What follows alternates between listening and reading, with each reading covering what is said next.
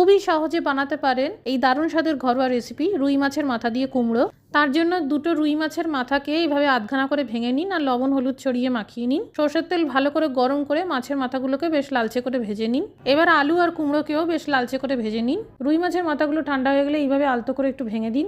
আর একটা মশলার পেস্ট তৈরি করে নিন। আদা, রসুন, লঙ্কা, টমেটো আর পেঁয়াজ সব ডুমো ডুমো করে কেটে নিয়ে একসাথে বেটে নিন। এদিকে তেলে আস্ত জিরে, তেজপাতা, শুকনো আস্ত লঙ্কার ফোড়ন দিন।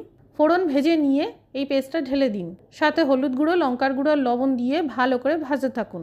দিয়ে দিন 1 চা চামচ জিরের গুঁড়ো আর 1 চা চামচ ধনের গুঁড়ো। সামান্য জল দিয়ে আবারও কষাতে থাকুন।